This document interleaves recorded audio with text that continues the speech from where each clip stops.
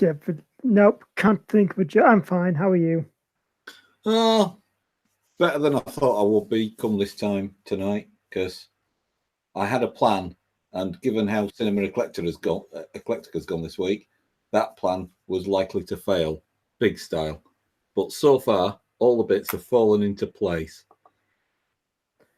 Hooray! Yeah, including fixing Cinema Eclectica, which is happening right now.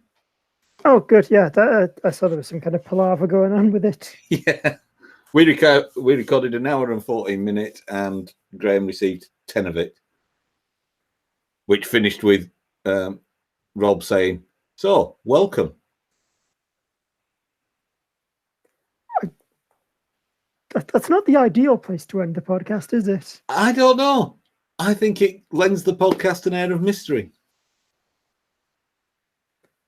I suppose it's kind of a modern art statement, isn't it? Truly, Yeah. in this day and age, life itself is a podcast. Exactly. If you want a podcast that leaves you wanting more, one that says, "Welcome," is going to be the one.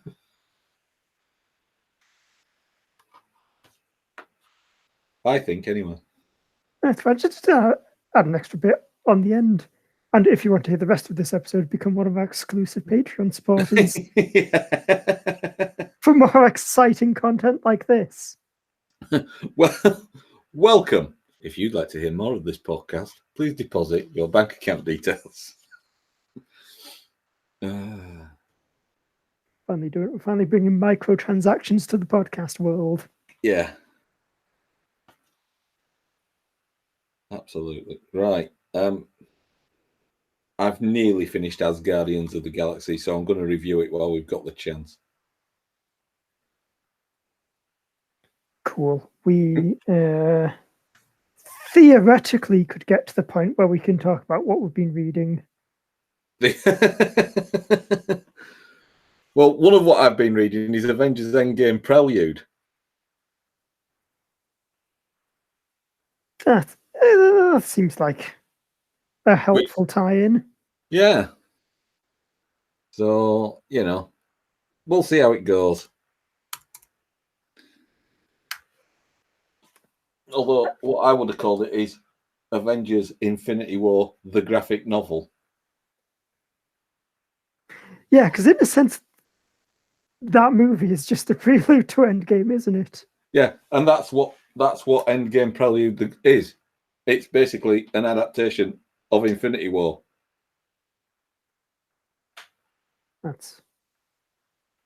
I mean, I guess that fits into the proud Endgame tradition of good things that are named terribly.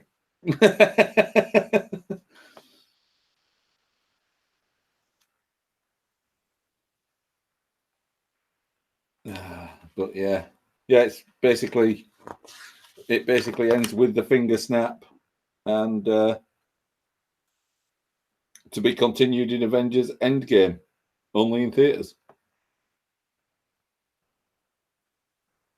Which is, I mean, I guess I kind of understand the idea of not wanting to spoil the start of Endgame. But considering there is like an entire 5-year gap in that movie, I know, right? That seems like the perfect place to tell a prelude story. Yeah. And then there's a reprint of Infinity Gauntlet, which I understand is collected in a different graphic novel elsewhere. And it's only a bit of Infinity Gauntlet as well. Probably the same bit that's in other graphic novels. Well, it does. Isn't there an archetypal? Isn't there a sort of iconic image of Cap's shield breaking in Infinity Gauntlet? Indeed, there is. Yeah, it's not in this bit. Oh, I think that might be the final issue anyway. Infinity Gauntlet. Basically, what they've got reprinted here is the bit where Thanos is desperately trying to impress Lady Death and ends up doing the snap fingers to reduce the universe by a half. And it's the reactions of people around them as those people disappear. and there's a strange subplot with the Thing, which I think you need to sort of like read the whole thing. Oh yeah, I think that is literally like just issue 1 of Infinity Gauntlet. Yeah. And then there's another one which is from Bendis's big time Bye Bye Blowout, apparently, which is Grounded Guardians of the Galaxy. Oh yeah, that's an issue. That's Thanos technically appears in. Doesn't Thanos appear in that and then just get beaten up?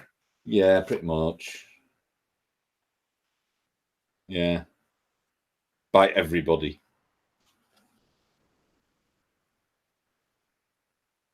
Yeah, which I can kind of understand as a finale if Bendis hadn't used Thanos already like 5 odd times before and basically he shows up and gets beaten up. Yeah. So we are recording. I guess we may as well do a show then at some point. Yeah, why not? But it's your show. I'll let you do the honors. Unless you want me to. No, I was going to. I was just about to open my mouth and realized I'd forgotten the mouth words to start the show. I mean, I can understand how that would happen. You only say them every week. Exactly. I can see how you'd fall out of practice. Okay, I'm ready. Are you sure? No, but we're gonna do it anyway. Go for it, big guy. We're right behind you. Hello, everyone, and welcome to 4Panel, your weekly guide to the weird and wild world of comics, manga, and everything in between. I'm Andrew, and I'm joined by my co-host Mick. Hello. But still no Rob this week. He has returned from his holidays and now is in the Odin sleep. That's right, yes. Recovering because apparently he had to take the Rainbow Bridge replacement service, which took an absolute age. Yeah, wow, you've suddenly turned War of the Realms into a much more mundane comic book. Well, you see, I kind of like it when my comic books have that little dose of reality in. Oh no, the Dark Elf Malekith has finally finished his replacement for the Bifrost. It's a bus.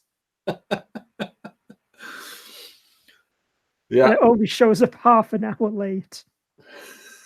But it visits every realm in between Asgard and Midgard. And doesn't run on Sundays. And always insist on stopping at Bradford as well. Yeah, even though it's not on the route.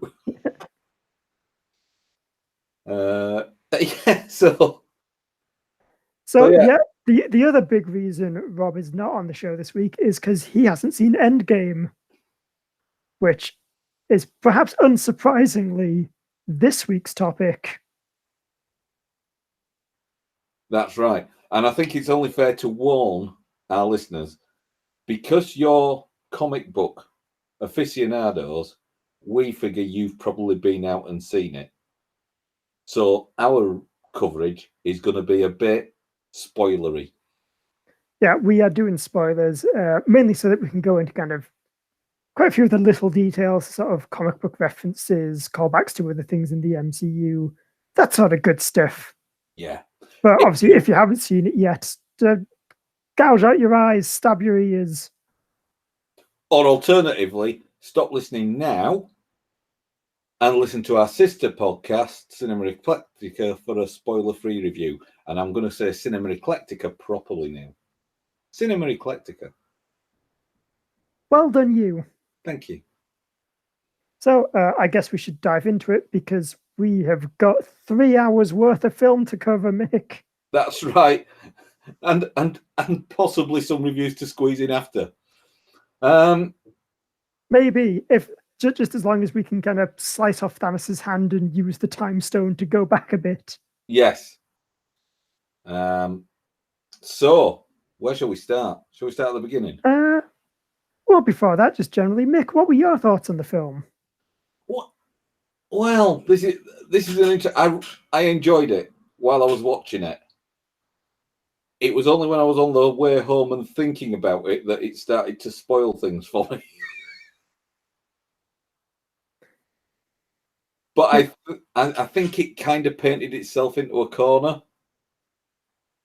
The build up we got in Infinity War meant that I don't think there's probably a director, cast, writer on the planet that could have delivered something that fully delivered on the promise that was set up in Infinity War. Oh, yeah, I feel like I loved it, but there's always going to be stuff that just is good stuff that's going to have to get left on the cutting room floor. Yeah.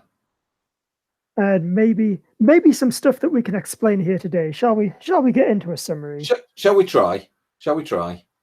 We shall certainly endeavor, whatever the cost. That's right. So we start off with a bit of a prologue. And by a bit of the prologue, I mean the bit was probably supposed to be the end of Infinity War, but then they decided they wanted to end on the snap instead. Yeah. So things pick up. It's about 26 days after Infinity War, I think they say. Yeah. And to summarize, Tony and Nebula are stuck in space, but then they get rescued by Captain Marvel, who had come back to Earth in the post credits of Captain Marvel. All the heroes, they kind of meet and regroup and basically realize if they can get the Infinity Stones back, then they can maybe undo the snap that Thanos has done. So they go to the planet where he's just chilling out as a kind of happy farmer dude and just go all out, attack him, beat him to the ground. I think it's Thor or someone cuts his arm off. Yeah. But then they realize, oh no, there's no Infinity Stones. That Thanos had already used his power to just destroy them on a molecular level. So there's seemingly no way of undoing the snap. Yeah, which I think kind of follows on that thing that they started in Infinity War, you know, where Thanos' argument, even though he was a big bad man who wanted to destroy half the universe, his reasoning, you couldn't actually fault it. It made sense the way he said it. Yeah, but I feel like the other side of that is you can say things like, well, if you've got the Infinity Gauntlet that can do anything, why not just double the resources in the universe? That is a good point. Yeah, because I think that the very important thing about Thanos is that he's someone who he doesn't actually really want to save all of existence. He just wants to be proven right. And I think maybe this film does a better job of getting that across than Infinity War did. Yeah, but I think what I meant to say there was it's the fact that he's still got this ultimate power. He's done the snap. He's got what he wanted. He's still got this ultimate power, and he just destroys it. I mean, he could have gone on to do other things. Oh yeah, I do. I quite like the idea that he is kind of a man of his word. Yeah, like he will say, "No, I just want to accomplish this. Now I've done that. Like I don't need to be the grand galactic ruler of all the universe." Yeah, it shows a tremendous amount of willpower to be able to sort of hold back and go, you know what? I've got ultimate power. I don't need it. Yeah, because otherwise you start doing weird stuff, like maybe trying to kill people to impress a skeleton who inexplicably has a chest. Yes. And no one wants that. No. Yeah, so anyway, heroes get a bit sad. Thor decapitates Thanos, which of course is a callback to the end of Infinity War, where Thanos said he should have aimed for the head. Yeah. And then they all kind of go their separate ways. We then cut to 5 years later. And I think everyone is sad. Yeah, you've read my notes. Yeah, that's something I meant to mention. I don't like having homework unless that homework is reading comics. I know. I thought on this one occasion, what with it being a very long film, very full of things. We might need some aid memoirs. Yes. So, yeah, as I said, most of the characters have kind of split off. Steve Rogers is now a bereavement counselor. I think the implication is that he's given up being Captain America. They never really say. No. Well, I think one of the things that we get is that, you know, even those people who are still nominally part of the Avengers, they're kind of just going through the emotions. You know, Yeah, because we get Black Widow. She's working with Captain Marvel, Rocket, Nebula, Okoye, and War Machine, and they're very much just kind of questioning what exactly the point is.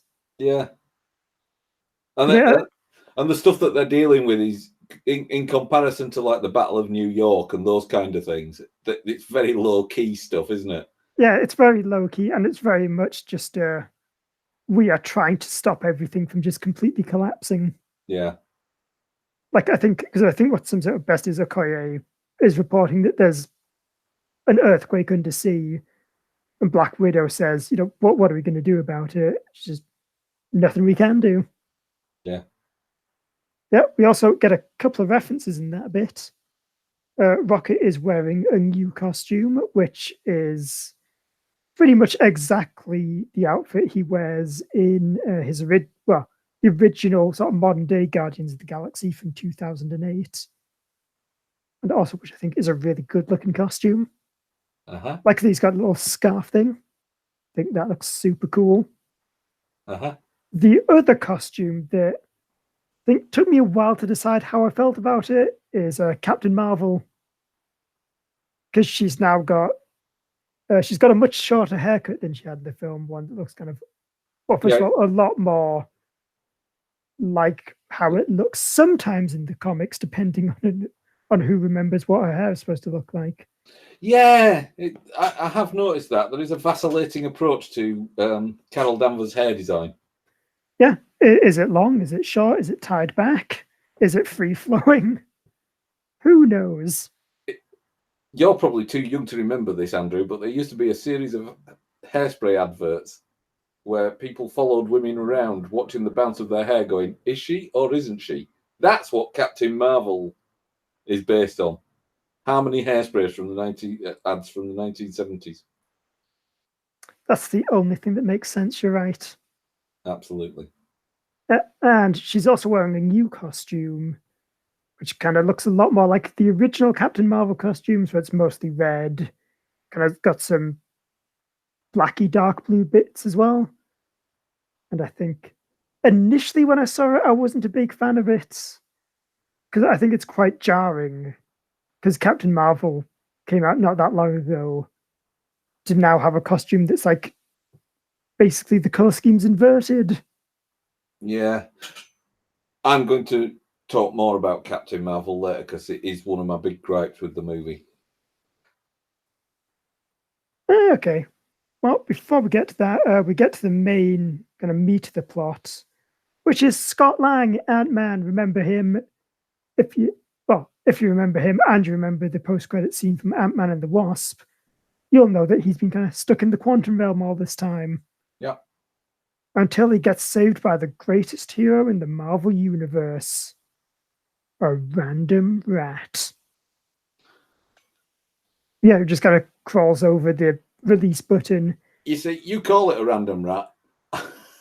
I like to think it's a crossover with the Doom Patrol TV series. I don't think I've got to the special rat episode yet. There is a special rat in there. I mean, episode 1 is a farting donkey, so Yeah. So there you go. It's you know, it's a menagerie of fascinating animals. Is Doom Patrol? yes. So anyway, Scott he escapes from the quantum realm. Basically finds, oh no, it's 5 years later. One of the more interesting things he does is he meets up with his daughter, who's now kind of a teenager. Which potentially, because to spoil a little bit, the whole 5 years later thing, yeah, that doesn't get like undone at the end of the film. No. It's now going to be like 2023 in the Marvel universe. Yeah. But also might mean because in the comics, Cassie Lang she went on to become a superhero of her own, basically with the same sort of Ant-Man powers. She started off as, I think initially she was Ant-Girl, then she went by Stature, and currently she's called Stinger. Stature, that seems an odd name. Yeah, I feel like it's the problem with having a lot of Hank Pym-based heroes. All like the obvious names like Giant Girl or Goliath are already taken. Yeah. Yeah, so hopefully maybe we might see the Young Avengers at some point in the future. Who are kind of a bunch of teens, most of whom aren't related to the normal Avengers, but just decided to be knockoffs of them anyway. So they're cool. It'd be interesting to see if they show up down the line. Yeah. But Scott then heads over to the Avengers, the headquartersy thing, and reveals his big thing is that by his reckoning, he's only been trapped in the quantum realm for 5 hours, not 5 years. So theoretically, it's possible to go back in time and take the Infinity Stones from before Thanos destroyed them. But before they do that, they've got to get the band back together. Avengers, reassemble! Presumably with kind of some glue and sticky tape. Yeah. So yeah, we get some interesting new dynamics. First of all, they go to try and recruit Tony Stark, only to find that not only is he retired, he is married to Pepper Potts, and they have a daughter called Morgan Stark, who weirdly enough is a reference to like Tony Stark's evil cousin in the comics. That is weird. It is. I suspect there's some sinister intent behind her love of cheeseburgers. Yeah. I'm calling it right now. Next Okay. big Marvel villain, Morgan Stark, precocious 5-year-old. She's going to steal all the cheeseburgers, Mick. Oh, not all the cheeseburgers. All of them. That's all right. I'm happy without cheese on my burger.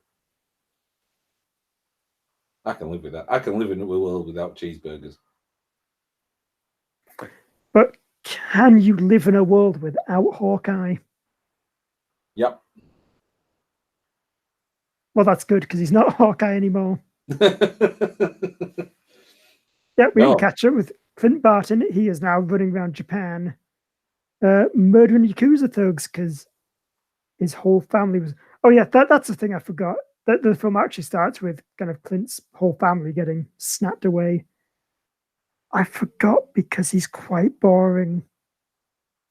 And I say that as someone who likes Hawkeye, the comic character, just not particularly Jeremy Renner.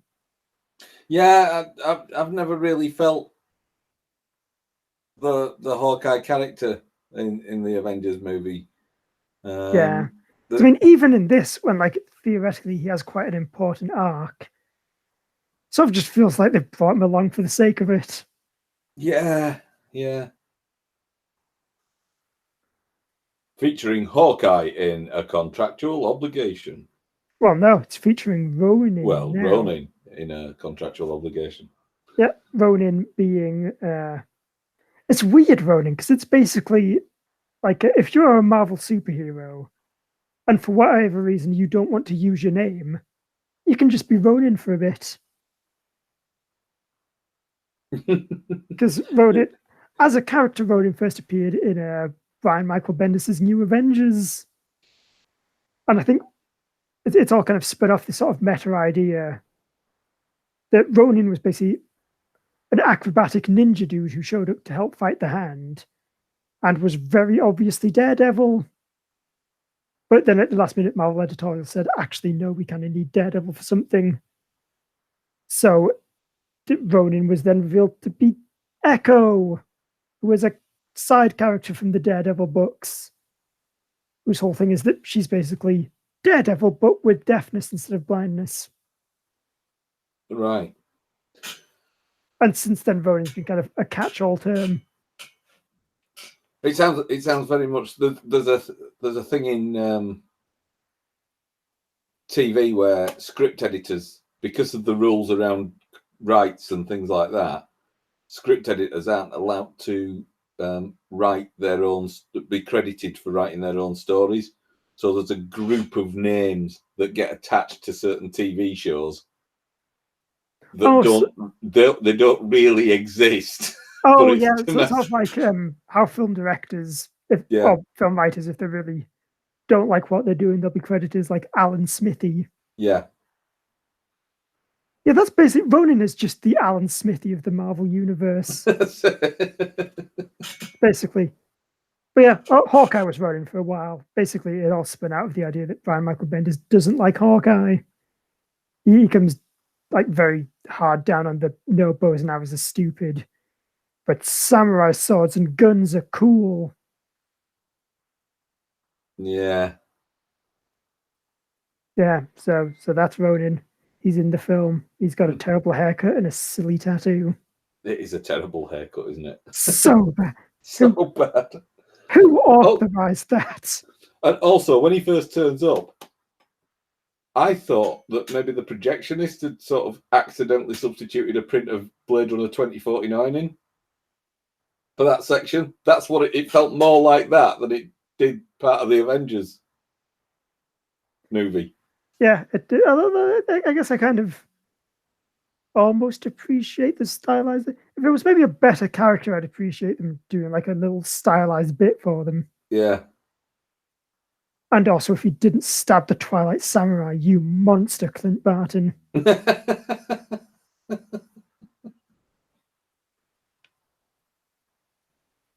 Anyway, he's there. Hulk's there, but not as we know him. Oh, we like Hulk. We do, because in kind of most famously known in like Peter David's 90s Hulk series, Hulk is now kind of a combination of the big green dude and Bruce Banner, who's got all the muscles of a Hulk, but the smarts of a scientist.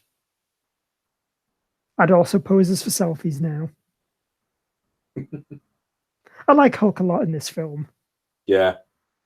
I think I'm slightly disappointed that we didn't maybe get more of a build-up to him becoming Smart Hulk. But I just wonder, and you know, we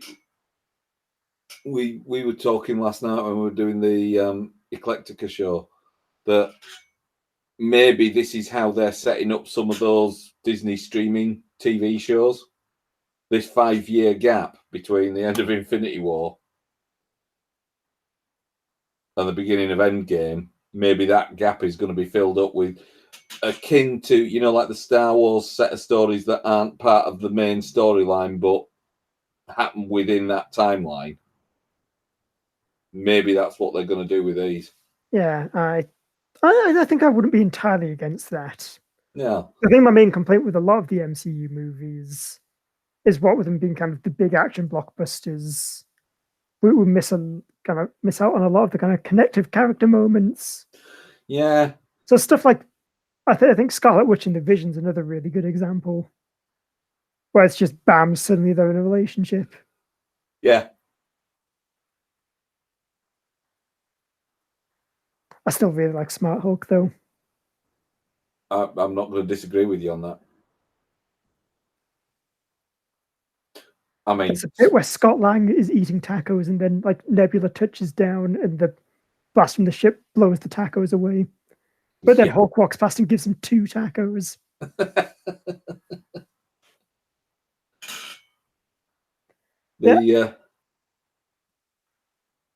There's a lot, despite the fact that everyone's sad in that reassembling phase of the film. There is a lot of fun, a lot of humor. Yeah, I think because I mean that's kind of like one of Marvel's signature things, isn't it? Kind of balancing out serious scenes with like kind of wacky, goofy fun. Yeah. Which brings us to Thor. Good old Thor. Yeah. So obviously they need to get Thor because he's like the main powerhouse of the Avengers. Yeah. So they go to the town of New Asgard in Norway. That's right. which is basically where all the surviving Asgardians are. We also get confirmation Valkyrie's there, Tessa Thompson. She's hanging out, catching fish, it seems. Yeah, it seems to be the main. There seem to be two main pastimes in New Asgard. They appear to be drinking and fishing.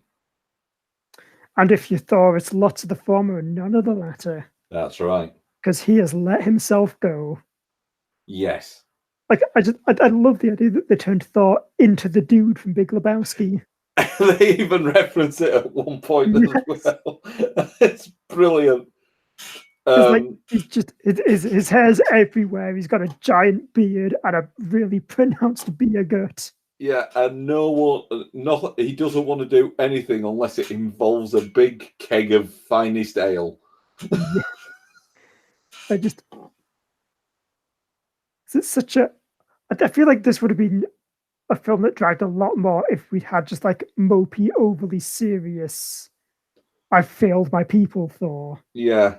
Rather than, oh god, everything's terrible. I just want to sit home and drink beer while Korg plays Fortnite. Yeah. Also, I very much like the fact that Korg now wears basically Taika Waititi style shirts. Yeah. Yeah. It was nice that those characters came along as well as Thor and Valkyrie and the sort of mainstream ones. I think. Yeah, basically, I think Marvel knows who the fan favorite characters are. Yeah.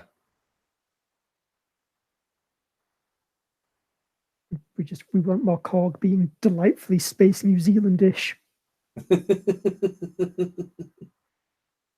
Let's get Thor to help him because some like random child is insulting him over the internet. Yeah. So anyway, with the Avengers now officially reassembled, we move on to kind of part 2 of the movie. She is a time heist. And who doesn't love a time heist? Well, time cops, I would imagine. I think even time cops are okay with time heists when they involve traveling back to the events of previous Marvel movies. That's right. And almost seemingly mixing in with the action of those movies. Yes. Almost. Almost seamlessly, except for one very noticeable exception, which is I think we'll go there first. Yeah. So Thor and Rocket, they get sent back to Asgard in 2013 during the events of Thor 2, that film you vaguely remember happening. The Dark World, I think it was called. Yes. With Christopher Eccleston as an elf. He was. That's a sentence that never gets old. So anyway, their thing is they need to find Jane Foster, because this is the part in that film when she got infected by the ether, which is also the reality stone. And I think I vaguely remember that happening in that movie. Yeah. So they need to go, they need to suck it out and then kind of turn that into a stone. But things get complicated when Thor decides that instead he's going to take this opportunity to try and stop his mother from getting killed. But that does lead to them having kind of a nice heart-to-heart. Yeah. Where she kind of reignites Thor's kind of sense of self-righteousness.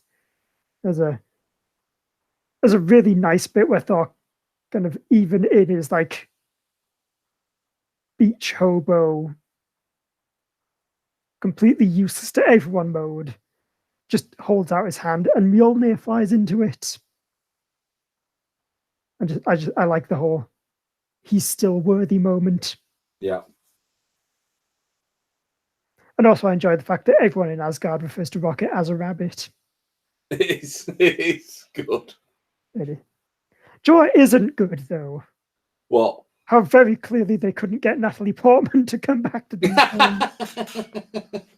It is, and although it is that nice heart-to-heart moment with Thor's mother, it is kind of obvious that it's a distraction technique as well. every cut is there to disguise the fact that that group of figures, almost but not entirely, obviously doesn't contain Natalie Portman. Yes, there's lots of kind of the back of the head off to one side shot. Yeah. Because no, she apparently hates the Marvel films and like would not come back for any amount of money. I bet she was glad of the check originally. Yeah, probably, but she's too good for that now. Yeah.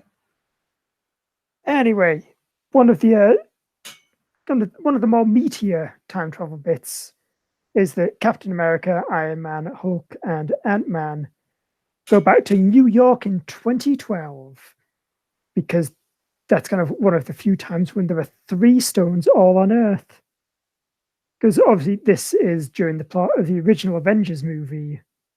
So you've got kind of the Space Stone in the Tesseract and the Mind Stone in Loki's scepter. But also, what's a nice bit of tying it in is that the Ancient One's just hanging out in a Sanctum Sanctorum with the Time Stone. That's right. So Hulk gets sent to the Ancient One. He has to try and explain, we need this Time Stone so we can save the world. And kind of, I like how it ties into the whole Doctor Strange's plan thing. Yeah. But it's kind of one of the justifications of why this was the only way to beat Thanos. Because Hulk can say, okay, but Doctor Strange, he willingly gave the Time Stone to Thanos. So, clearly something's going on. You've got to trust this Ancient One. Yeah. And that makes it think, well, I've used my time magic powers to know that Doctor Strange more or less knows what he's doing. So yeah, I'll trust you. It's also, I'm going to use the bit from this bit to explain how time travel in this movie works. Oh, go on then. Because the Hulk's explanation is Coco for cuckoo for Cocoa Puffs is the phrase. But also works because his is all, if you go to the past is the present, and you can't change the past because the future's the past. But this makes it kind of a lot easier to understand. Basically, if you go back in time to the past and you change the timeline, it doesn't alter the time you're in, it just splits off to make a new alternate universe.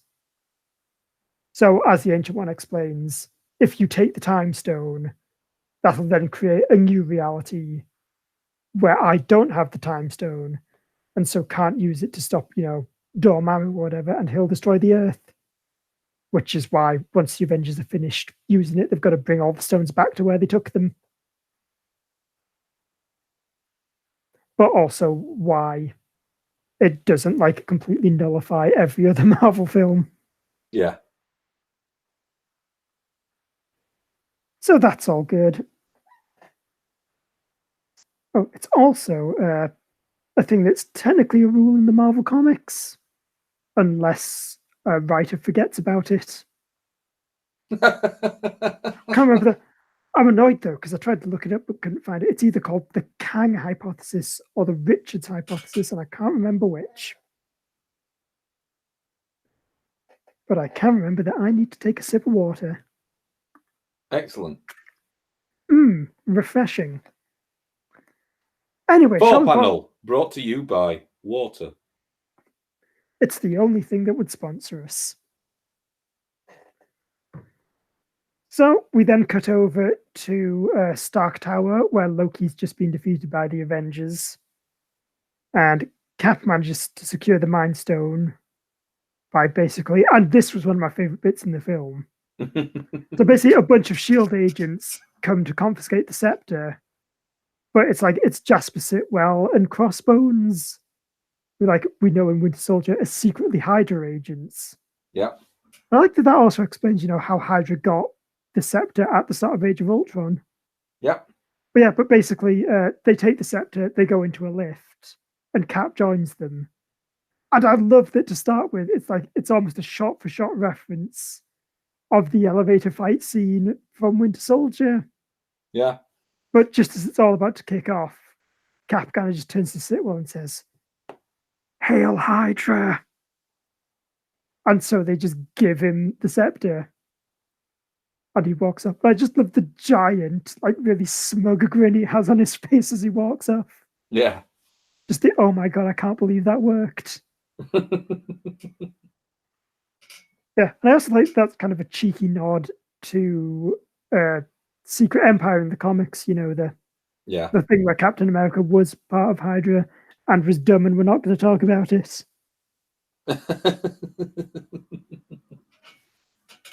And then we get another fun bit where Captain America has to fight his own past self, who just assumes that like future Cap is Loki, who's escaped and is in disguise. Yeah. And that's a fun fight. I like that we get a bit where like past Cap does the whole "I can do this all day" line. Yeah. And then we get to the most important question in the film, Mick. Where do you stand on Steve Rogers' ass? I refuse to comment on that. Okay, well, listeners, are you Team Tony that Captain America's 2012 costume gives him a flat butt? Are you Team Ant-Man that, God damn it, that's America's ass? Answers on a postcard. Yeah. I really don't care two hoots about Steve Rogers' ass. Of all the Marvel Avengers that have appeared on screen, it's the Captain America ones that I look forward to the least when I'm doing a review. I don't know. I kind of surprisingly, despite the fact that I kind of hate Steve Rogers in the comics a lot, I have a bit of a soft spot for him.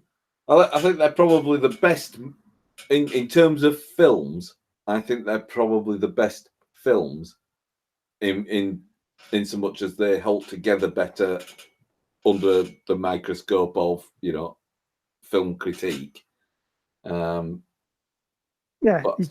he's not a character you care about. No, he's just so dull.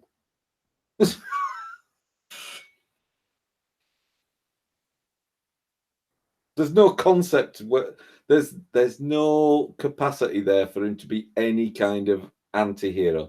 Any of the other Avengers, you can imagine them going out, having a skinful, and then struggling to sober up because there's an emergency happening. But not Captain America. I mean, that's literally Thor's entire storyline in this movie. Well, that's true. But we know that Tony Stark can put a few away if he gets his thirst on. And I mean, yes, he has crippling alcoholism. That's yeah. I reckon Sam Wilson can party. Oh yeah, he knows how to get down. But Captain America would just sit at one end of the bar drinking milk. And possibly eating a cookie. Oh, no. Eating a slice of apple pie. Yes.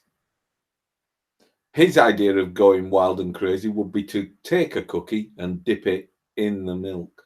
Whoa. I know, right? That's almost as mind-blowing as the first wrinkle in the time heist plot. Which is that Tony and Ant-Man's plan to basically steal the Tesseract by giving past Tony Stark a temporary heart attack. Yeah, that goes a bit awry when past Hulk, who is not fond of having to take the stairs down.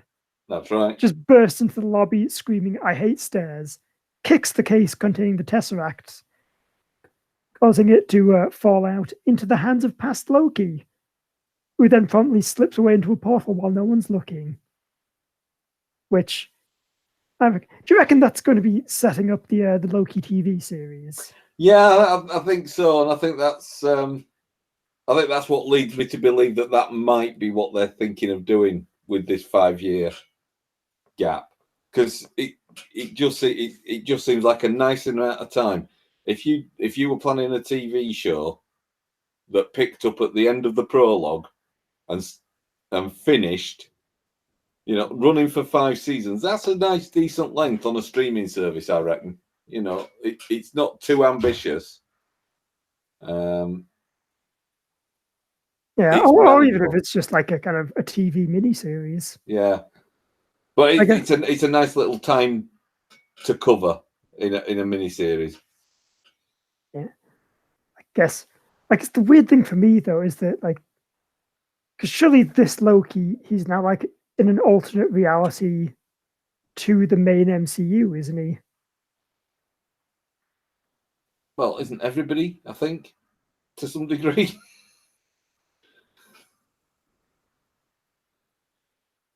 I think they're all everybody. Sort of. I think they're just like people who sort of all exist in different universes and cross over occasionally when there's a film. I lose the plot sometimes.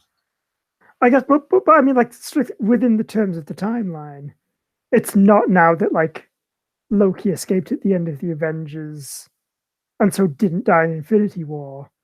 That still happened. Yeah. There's just now a separate reality. Well, Loki ran off with the Space Stone and is now doing whatever.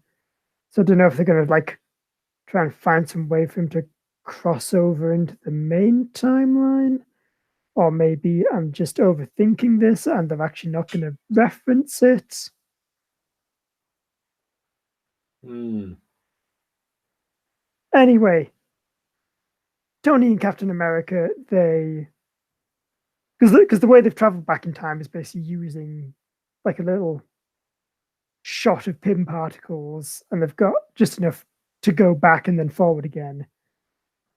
But instead, Tony and Cap use their second dose to travel back to the 70s to have another shot at stealing the Space Stone again, because it's at the military base, which I forget its name, but it's basically Shield HQ. Yeah. And also the kind of training camp where Steve became Captain America. Yeah. But also where Toby Jones became a computer man. And also there's some nice little nods to Agent Carter as well. Yes, I'm very excited by the fact that Edwin Jarvis shows up from the Indeed. TV show. And I think this is like the one and only time a Marvel TV character has been in one of the films. Well, apart from Phil Coulson. Well, no, I mean a character who like originated on the TV shows. All right. Because obviously Peggy Carter counts for that as well. Yeah. And Lady Sif. Oh yeah, she was in an episode of Agents of Shield. Actually, Nick Fury was in that for like 5 minutes, wasn't he? I think seconds is closer, but yeah.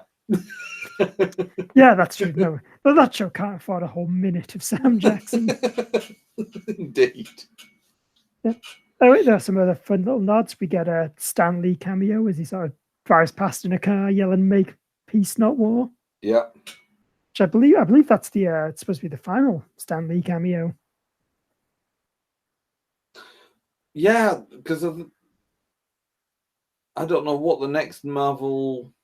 Well, the next Marvel film that's due out is Far From Home, isn't it? It is indeed. So I guess he's not going to be in that one.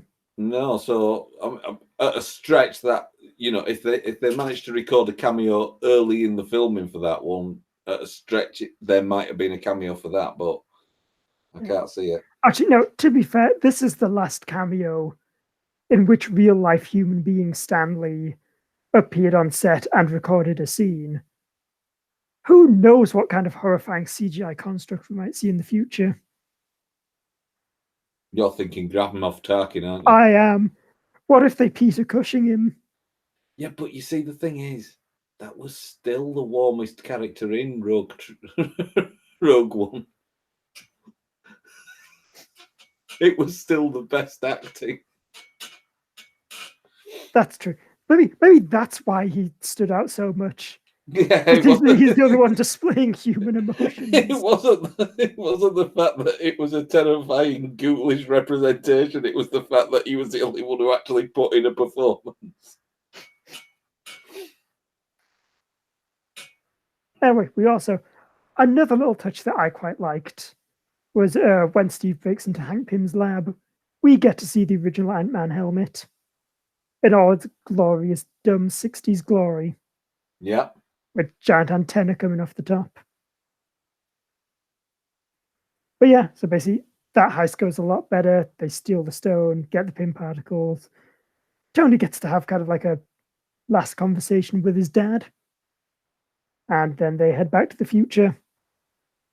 Meanwhile, in 2014, during the events of the first Guardians of the Galaxy film, War Machine, Nebula, Haircut, and Black Widow. Haircut. It's all I can think of in my brain. They go to steal the Soul and Mind Stones.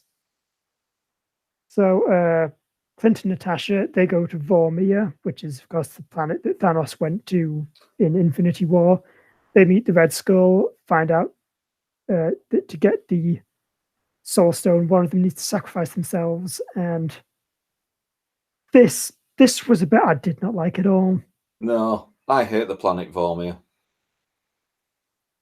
Yeah, it's the planet of awkwardly fridging female characters, isn't it?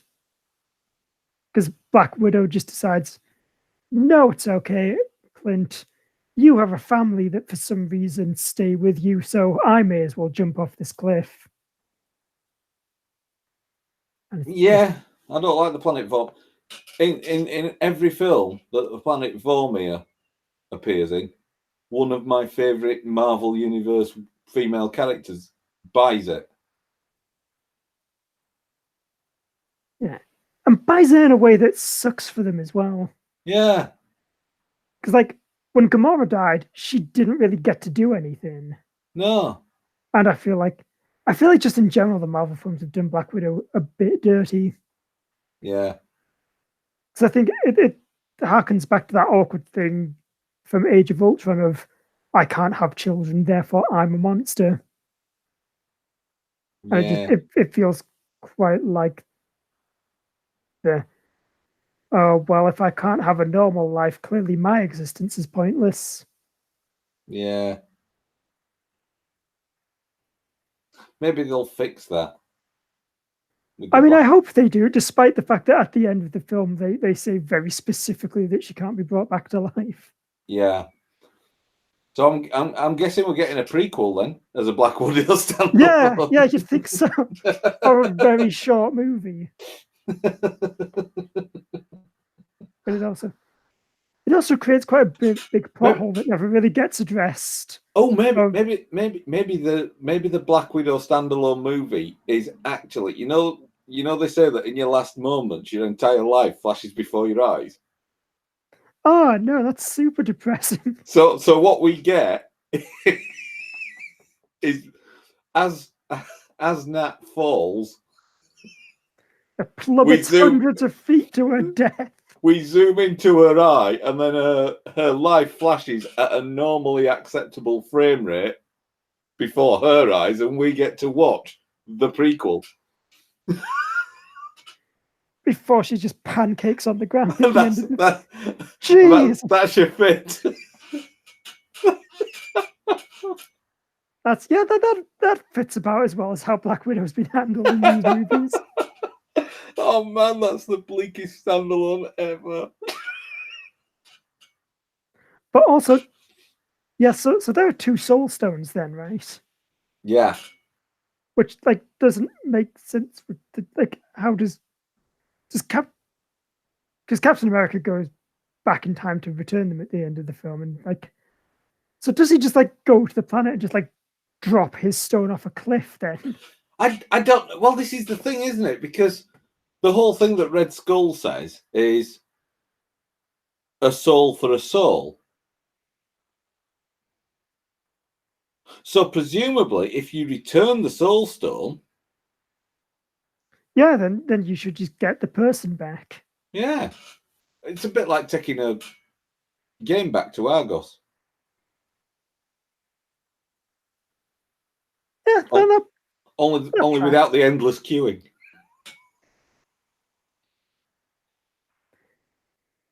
Anyway, because we're still not done with the time heist. No.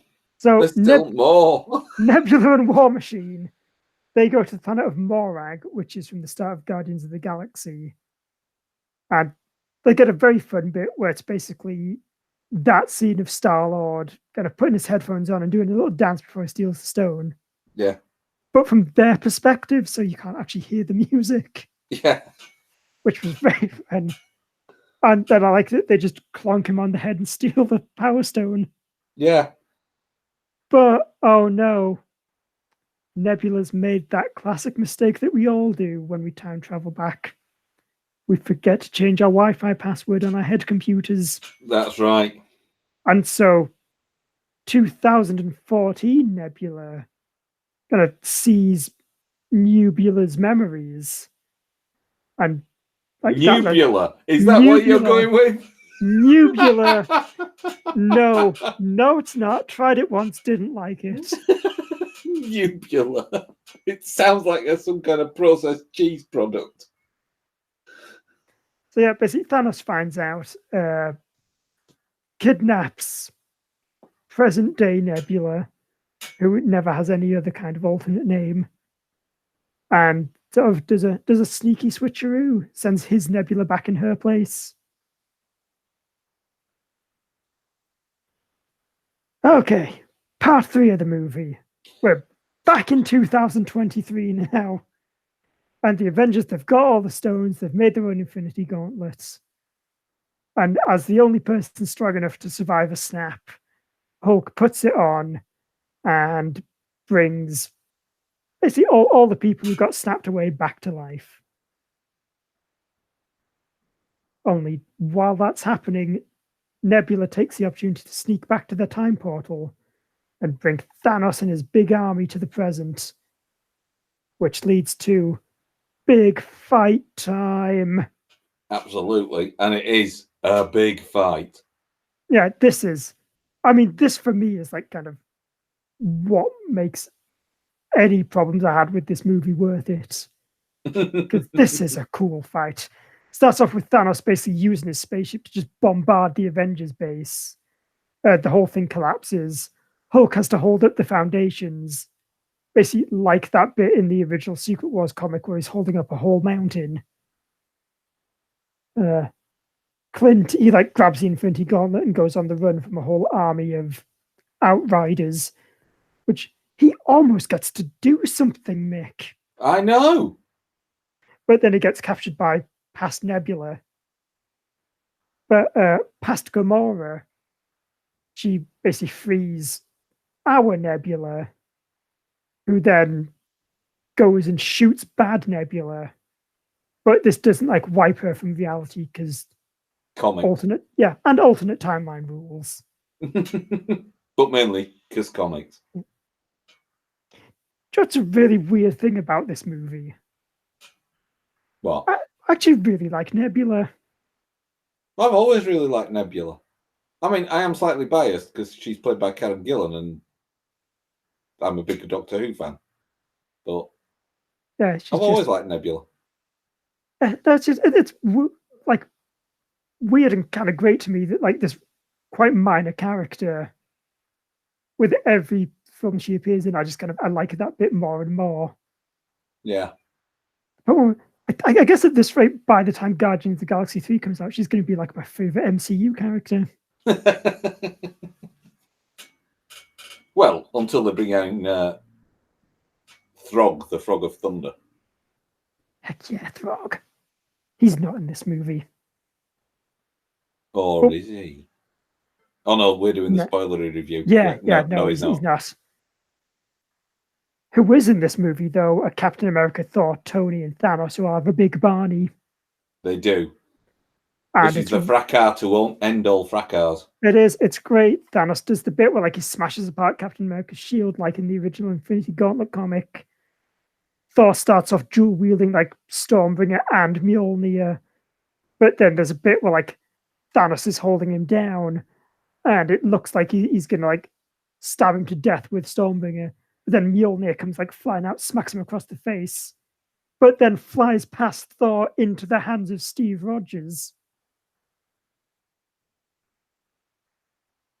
That's a cool moment. But it's not enough, Mick, because Thanos has like brought his entire army with him, and things are looking a bit grim.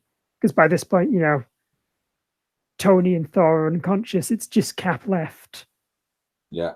And he does that bit you see in the trailers where he kind of like straps his broken shield over his broken arm, gets ready to go down swinging, only for his radio to go off with a "Hey Cap, on your left." Which is a massive callback. It is to that running scene in Winter Soldier. And then like 100 portals appear, and like every other MCU character, plus like all the Asgardians and the entire army of Wakanda show up. Like nothing's happened. It's fine. They'll process their feelings later.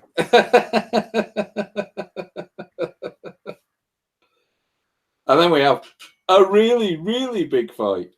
Heck yeah, we even get the bit where like Captain America finally in an Avengers film yells out "Avengers Assemble." Yep. Which, I mean, fair enough. Like, I've been skeptical on them never saying that before, but they earned that payoff. And yeah, then everyone fights, and it's the best thing. Because, like, gets involved. Pepper Potts shows up, finally wearing the rescue armor. Captain Marvel, she comes back to Earth. She gets a bit where she just flies straight through Thanos' spaceship. Spider-Man, he gets the Infinity Gauntlet, goes on the run, chucks it to Black Panther. He does some acrobatic stuff, does his big, grand, punchy electric field thing. Actually, it's more like a big American football game, isn't it? It is, basically. There's lots of shoulder barging and pulling people to the floor to get the gauntlet and then leaping over people, somersaulting. Yeah. With the idea to get that touchdown. Yeah. The touchdown this being getting the gauntlet back in the portal to send it back in time so Thanos can't have it. Yeah. And we get a fun, but as things have pointed out, kind of pointless, but still also really rad moment. Like Captain Marvel's gonna make that final run with the gauntlets, but Thanos' entire army's standing in her way. And Peter's like, "Oh, what are you gonna do?"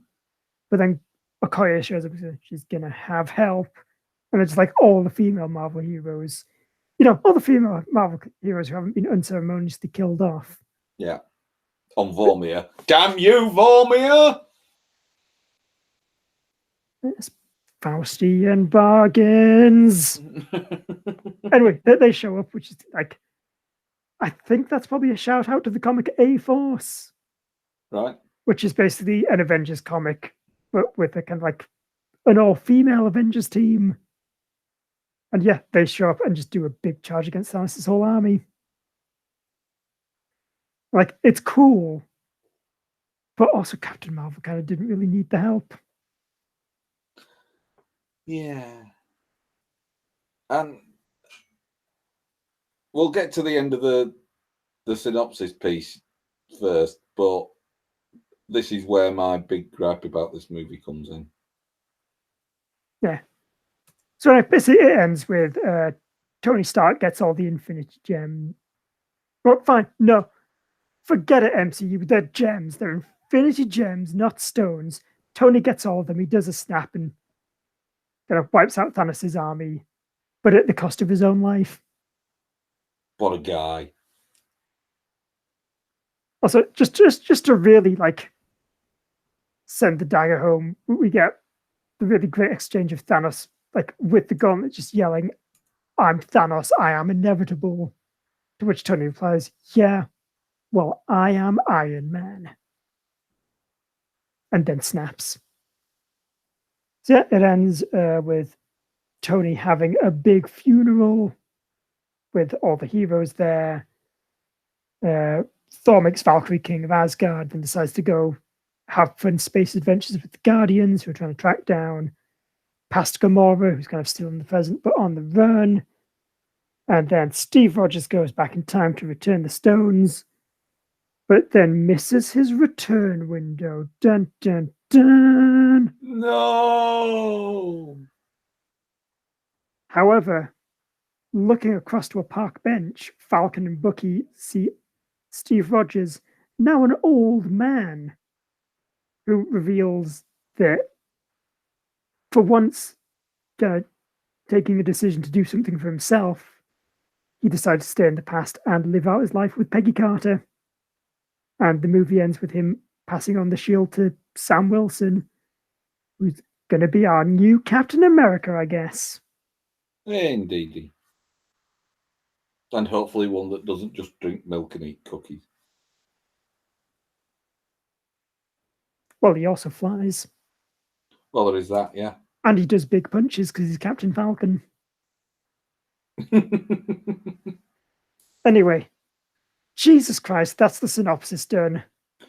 Mick, say some things about this movie so that I can drink more water. Well, all right.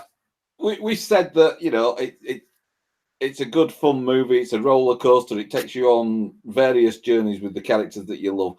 But my big problem with this was that the fact that we had Captain Marvel just before this kind of led you to believe she was going to be some big character in the big melting pot of an Endgame. And she's basically a MacGuffin.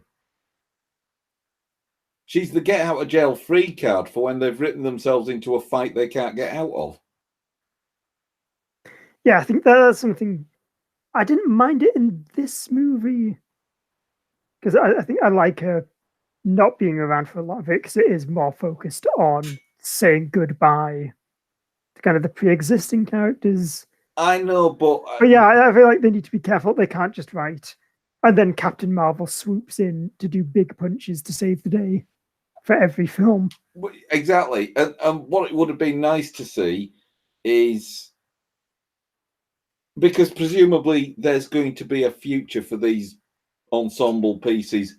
They may be different ensembles. So it might be we expand the Guardians universe, or we go into the more cosmic realms, or we maybe introduce something like Air Force or the New Avengers or something like that. It would have been nice to have a little bit of a handover from the phase 3 culmination into the phase 4 and beyond generation. Oh. See, I don't know, because I like having a movie that's just kind of, to as much as a degree as we can have in the MCU, just saying the end, rather than saying, okay, and now we need to get ready for the next thing. Oh no, I'm not saying it should be saying, and the reason we're doing this is because this is definitely happening. I'm just saying it would have been nice to see a little bit more interplay, almost like, like the way you guys mock me on a Saturday because I'm the oldest one in the team. Hey, that's not fair. We also mock you on a Thursday for it. And they're just the times you mock me to my face. That's true. But no, that's what I'm saying. A little bit of interplay. It would have been nice to see a bit more of the interplay between Thor and Captain Marvel, because on the brief interaction that they do have, it looks like something that could have a lot of mileage in it. Actually, yeah, that I'm quite disappointed that whole thing with like him summoning his axe right past her face and her not flinching. That's kind of, I think that's the only time they interact. Yeah. Yeah. Actually, yeah, I guess it would have been nice to maybe have some more moments like Cap handing over the shield to Sam. Yeah. And well, the old guard passed it on to the new guard. And that's what it was missing for me. Yeah, I also feel like part of the problem is that I think from the vague rumblings we've heard, there was meant to be a lot of that kind of stuff in Guardians of the Galaxy 3. Because that was originally supposed to be the film that is going to like set up the next phase of all the Marvel movies. Well, are we in phase 3 or phase 4 at the moment? This is I thought this was the culmination of phase 3.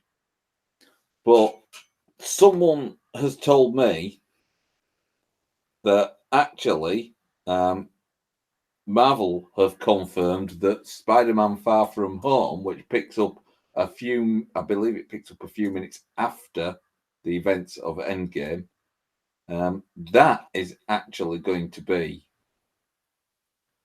the end of Phase 3. So I am confused. I can't find anything on the web of Inters that confirms this change to where the phases begin and end. But That's weird. Almost as weird as the fact that in the Marvel universe now half the people on Earth were dead for 5 years. Yeah. Like there's so many problems with that they must they're never going to mention. You'd think, oh, maybe they will, and it'll be just done in a really cast-offish sort of way. Yeah, like there's not going to be a serious explanation of how like deeply messed up the entire world economy is going to be now, or how like people in school, like their classmates, are now going to have like graduated and probably have jobs now. Yeah. They could be teaching classes like with people that they went to school with in them. Yeah. Weird. Yeah. I mean, it's always the danger, isn't it, with any kind of film or story where you're trying to tell a sort of time travel-y element. You're bound to have gaping holes in your plot, I think. Yeah, although it annoys me because I feel like the obvious fix would have just been to do like 1 year later instead of 5. Yeah. But this is the Marvel MCU. We don't do obvious fixes. No, that's true. What we'll do is an entire plot line later in a much later phase that'll totally tie it all up. Yeah, it's fine. Kang the Conqueror will appear and like fix it or something. Oh God. And then him and Mysterio will compare like weird fishbowl helmets. Yeah. Odd how they never turn up in the MCU, isn't it? Yeah, but yeah, for a few months, I think you mean. We're getting that Mysterio fishbowl. It's got a tiny little goldfish swimming about in it. Indeed. Anyway, I really liked Endgame. I did. I just worry that, and I think this is something. It was something I found with Infinity War as well. Most of the time, I can rewatch the MCU films at home on Blu-ray without a problem. Quite happily sit through them again. I balk a bit if I'm on a bit of a Captain America sort of slugfest, but generally I can watch and rewatch. And what I found was that Infinity War didn't feel as long as the runtime suggested when I watched it in the cinema. Oh, yeah, well, I watched it just the night before going to see Endgame, and it felt like like hour and a half, maybe 2 hours, not 2.5. Now the weird thing is, I didn't watch it the night before I went to see Endgame, but I did watch it sort of a couple of weeks ago at home, and it felt more draggy than it did when I watched it at the cinema originally. And I get the feeling that Endgame will be the same. That it didn't feel like 3 hours when I was watching it in the cinema, but I think it will when I watch it at home. Whether it's the atmosphere, the fact that it's not my entire field of view that's filled with it or something, I don't know. And plus, I guess it probably depends how you feel on the day. There is that. The other thing was, as you know, I went to see it in the 4DX mode, and there were huge swathes of the 3 hours where my chair was barely moving. And you notice that when you're used to watching Marvel movies in 4DX and being thrown from pillar to post, the fact that you've got extended periods where it's barely moving at all is very noticeable. See, but it's kind of hard when you make comments like this. Because my go-to response is, surely though, not having your chair shake about for the entirety of the film is a good thing. Well, that's ideally what I look for in my cinema seats. That's because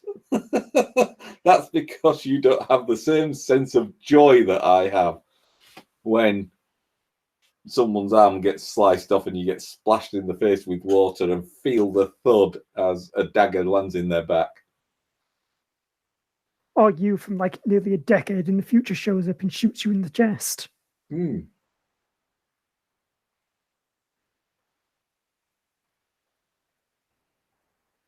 So yeah, I enjoyed Endgame. It's got problems, but it was always bound to have, what with it being a time travel movie. If you haven't seen it yet, what are you doing? You call yourself a comics fan? Yeah, you also. If you haven't seen it yet, you decided your best exposure to the film would be listening to us ramble about it for an hour.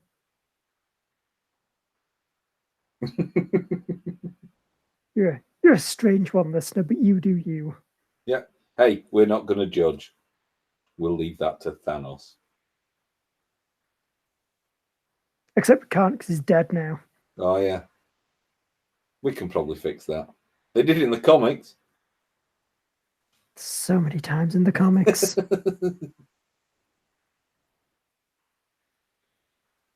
I guess that's kind of one of the weird things, I guess, to try and kind of process. The idea that Tony Stark might be like for real dead now. For realsies. Like there's a better than zero chance that Robert Downey Jr. just won't be back for another film. Yeah. I think it's kind of hard to wrap your head around that when in the comics you used to, oh, X character is dead. They'll be back in a few years. Yeah. Do you think they'll continue with Iron Man movies and maybe go down the Riri Williams route? Maybe. I'd say at least probably not for a while.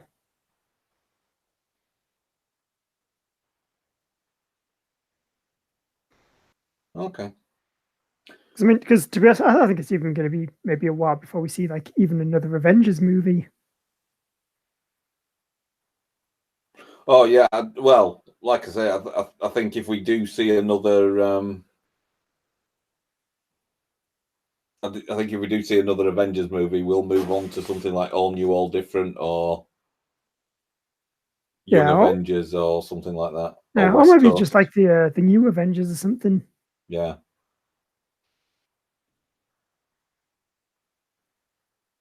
Yeah, but I mean, I think I'd be fine with that though. Oh yeah, yeah.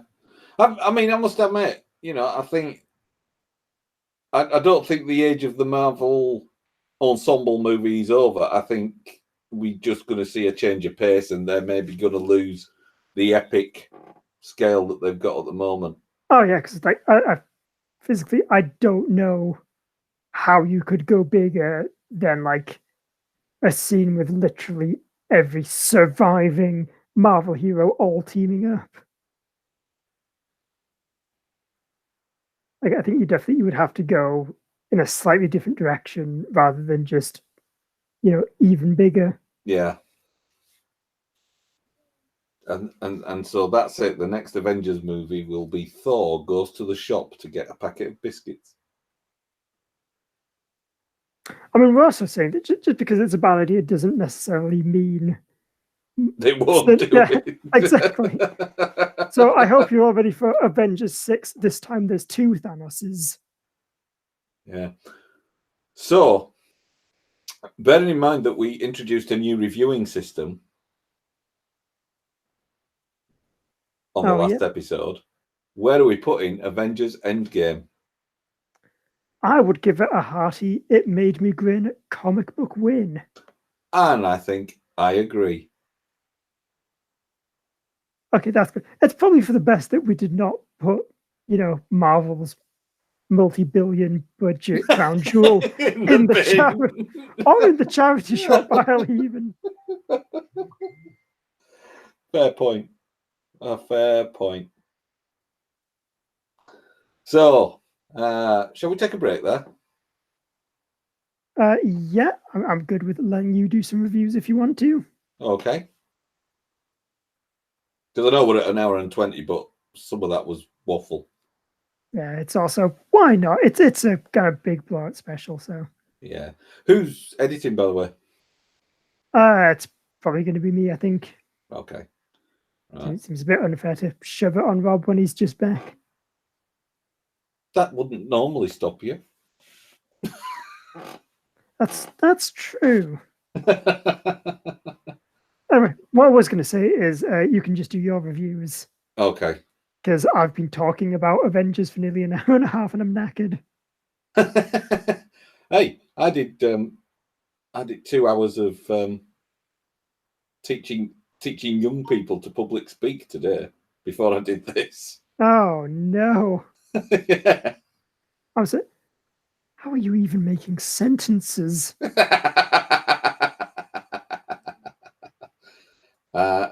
And in the background, while I've been doing this, I've also fixed last night's Eclectica recording. And that's on its way to Mr. Williamson. So, do you want to welcome back in? I will do. And maybe do some blurby stuff. Because you guys all know that better than me. I mean, you say so. I can bluff my way through the blurb, I think.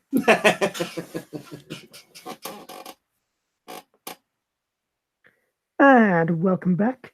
Now we're going to be doing some reviews of books we've been reading. And by we, I mean Mick. Because I've been talking about Avengers for very long. And my throat is in tatters now.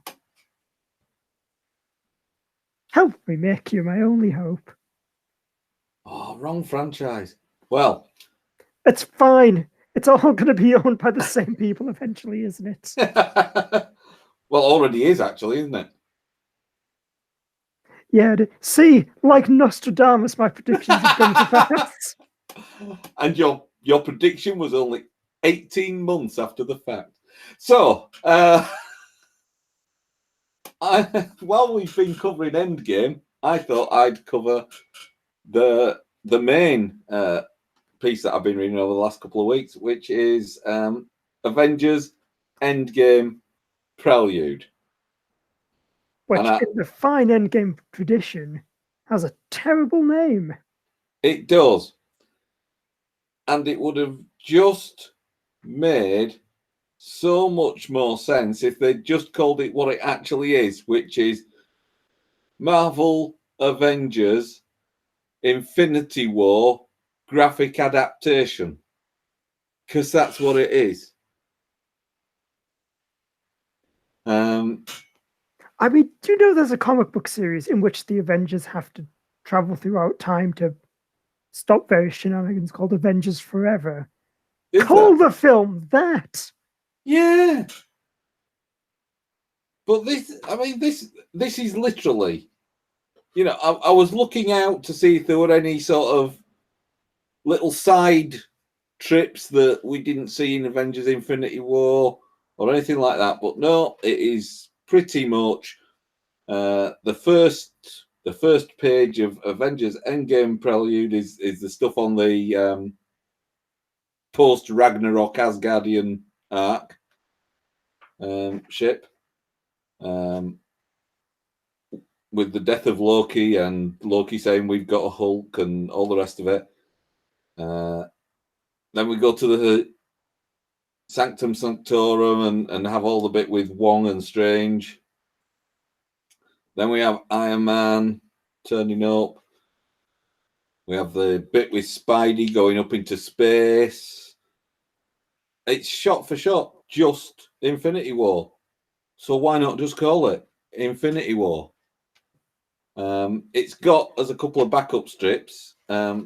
Infinity Gauntlet, which is just a reprint of what I believe is just the first issue of the original Infinity Gauntlet run. Yeah, that's what it sounded like to me when you were explaining it to me. So, yeah, the first chapter of Jim Starlin's Infinity Gauntlet. And then there's another backup strip, which is from Bendis's time at Marvel coming to an end, which is Grounded Guardians of the Galaxy, which seems to just tell a story in which Thanos comes back just to have his ass whooped by the Guardians and Captain Marvel, and then he's defeated and everything goes back to normal as if he'd never been there in the first place. And the end. So, had I not already seen Infinity War, and was I not aware that there was already a collection of the Infinity Gauntlet original run, I'd probably have said it made me grin comic books win. But actually, because I've seen Infinity War and I know that there's an Infinity Gauntlet graphic novel, it's almost worthwhile. It's in my charity pile. Yeah, and that's what your deception gets you. Yeah. Learn from this, Marvel. So I know you're listening. And now, this is the comic book that I'm reviewing because I need to do it before Rob's back on the show. Because the next one is Cullen Bunn's As Guardians of the Galaxy. I hope our regular listeners can understand the problem. You see, unfortunately, whenever we mention this title, our unfortunately absent colleague descends into fits of laughter based entirely on the gag in his head that is based entirely on a mispronunciation of the word Asgard. Yeah, it's what I like to refer to as the Shatterstar conundrum. Yes. Soon to be repeated with the fourth coming Bond movie, which is Shatterhand. Oh no. Yeah. Oh, James Bond, why? We've suffered enough through this. So, just while we don't have Rob on the show and he's not going to descend into fits of laughter based on a mispronunciation, I'm going to review As Guardians of the Galaxy. And it's quite a good bit of fun. It's a little bit confusing. I think there's some backstory that I'm maybe missing out on. But we've basically got Valkyrie traveling through space with Scourge, the Destroyer,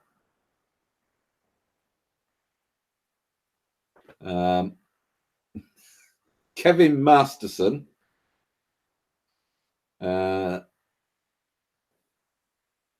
Annabelle Riggs, who is the archaeologist that Valkyrie is sharing a body with, Thunderstrike. Well, I think Thunderstrike is Kevin Masterson. Yes, he is. Sorry, yeah. And Angela, Thor's half sister, and of course, last but by no means least, Throg. There we are. The mighty Frog of Thunder. And it's a great little story. Basically, someone is amassing the armada of, and I can never pronounce this, Niflheim? No, it's definitely Niflheim. But it's basically the ship's made out of fingernails. Oh, them. Yeah.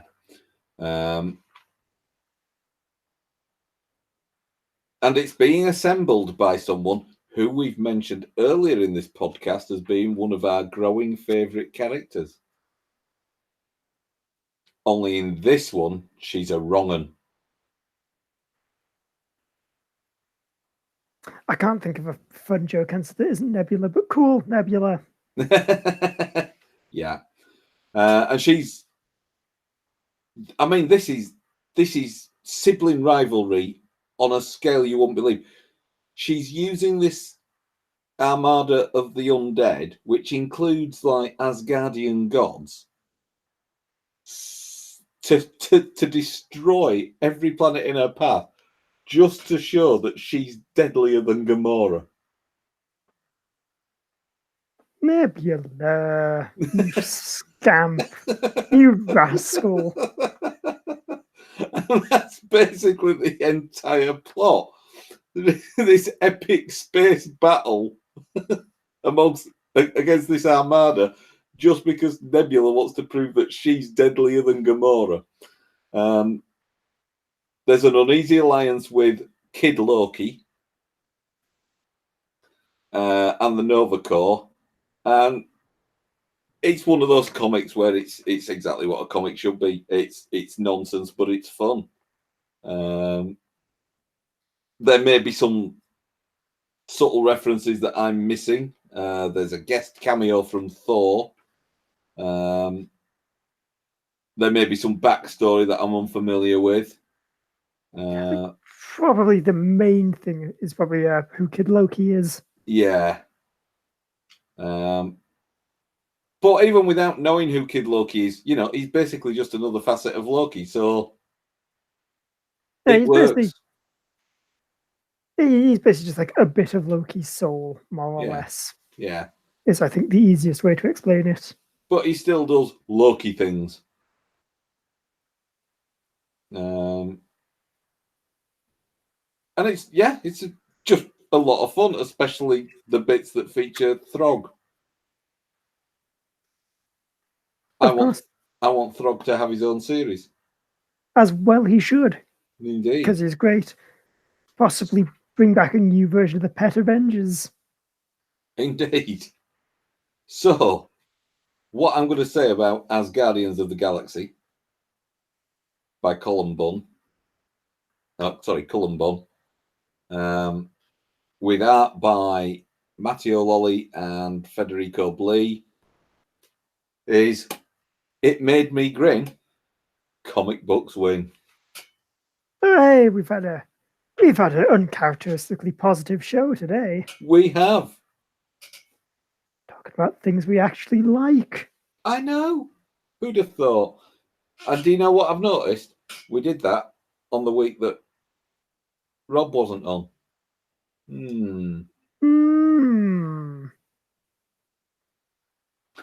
Let's test this hypothesis next time.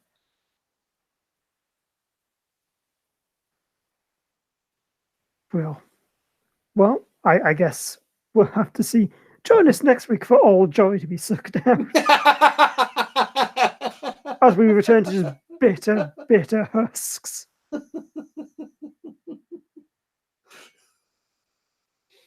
Oh, dear. So yeah, that is the end of the show. If you've liked what you've heard, you can find us online. We are on Audio Boom, or you can get us off the Geek Show Podcast Network website, or find us on Twitter and Facebook. We are just The Geek Show. Put some combination of letters that make that in your search bars, and you'll find us. We are also on iTunes, so if you want to leave us a review, it really helps. Tell us what you thought of Avengers Endgame. But until next time, I've been Andrew. I've been Mick. And no one's been Rob, so long and thanks for listening. Goodbye now.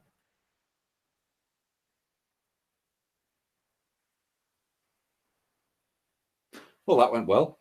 It did, yeah. Let's make sure I don't lose half the audio now. That would be ideal, yes. It would be perfect, wouldn't it? I don't want to have to fix that tomorrow night, because tomorrow night